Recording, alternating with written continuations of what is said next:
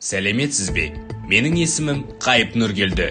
Мен нөмірі 68 мектеп гимназиясында көркем еңбек пәнінің мұғалімі боламын.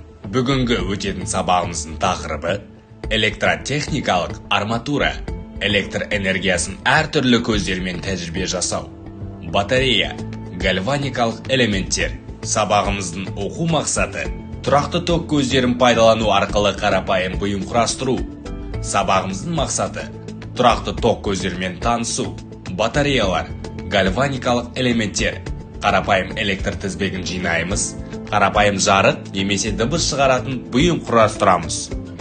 Ал енді электр қауіпсіздік ережелерімен таныс болайық. Сабақ басталмас бұрын электр құрылғыларын мұқият тексеру керек. Батарея, сым, шам сияқты құралдармен абайлап жұмыс істеу керек. Қолдарың су немесе дымқыл кезде электр құрылғыларына қол тигізуге болмайды. Электр тізбегін тек мұғалімнің рұқсатымен ғана қосу немесе өшіру керек.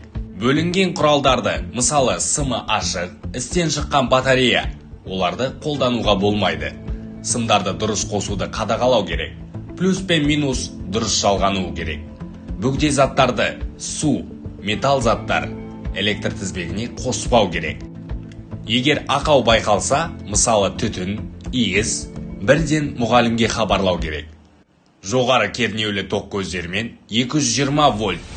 Олармен жұмыс істеуге болмайды. Тек төменгі кернеулі батареялар қолданылады. 1,5 вольт, 9 вольт.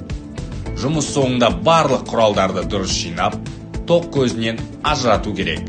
Ескерту: электрмен жұмыс істегенде абай болу керек. Өз өміріңді қорғау үшін ешқашан электр құрылғыларымен ойнауға болмайды. Ал енді электр қауіпсіздік ережелерімен таныса кетейік. Қауіпсіздік: 9 вольттан жоғары кернеулі батареяны қолданбау керек. Абай болыңыздар. Электр тоғымен жұмыс кезінде сақтық шараларын сақтау керек. Ұқыптылық: жұмыс кезінде құралдарды дұрыс пайдаланыңыздар. Жаңа сабақ: тұрақты ток көздерімен таныса кетейік. Батареялар: 1,5 вольт және 9 вольт кернеулі батареялар қолданылады. Гальваникалық элементтер электр энергиясын химиялық реакциядан алады. Аккумуляторлар қайта зарядталатын тұрақты ток көздері. Электр тоғы болу үшін бірнеше электр аспаптардан тұйықталған электр тізбегін жасап, оны ток көзіне қосу қажет. Бұл тізбектегі аспаптар өзара өткізгіш сымдармен жалғастырылып, қорек ток көзіне қосылады.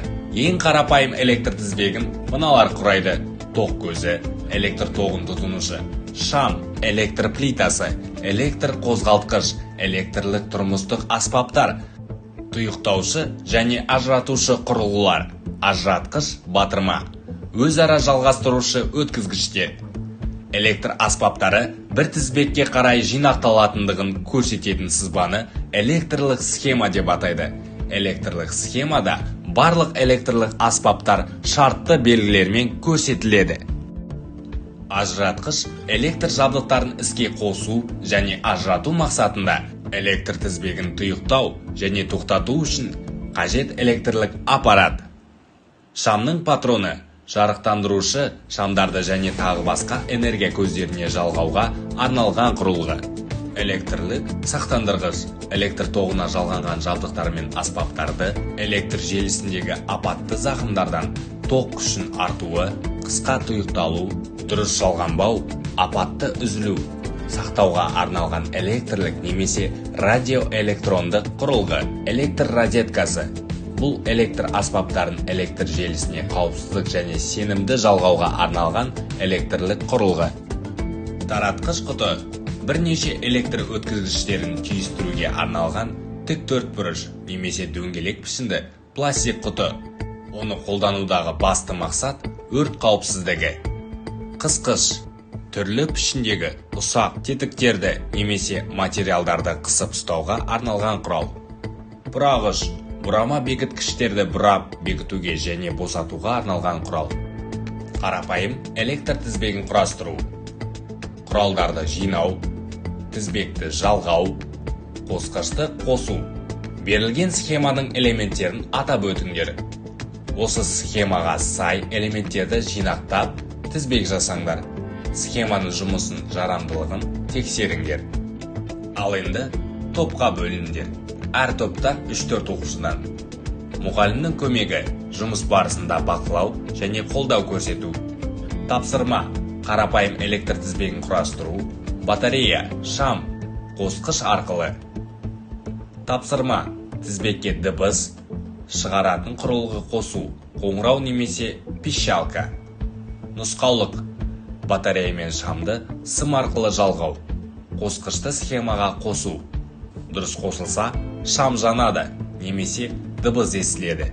Жеке практикалық жұмыс: құрылғы жинау, қателерді түзеу, нәтижені тексеру. Сабақты қорытындылау және рефлексия. Толық таныстыру: әр топ өз жасаған құрылғысын көрсетеді. Сұрақ-жауап: ток көздері мен тізбек құрастыру туралы сұрақтарға жауап беру.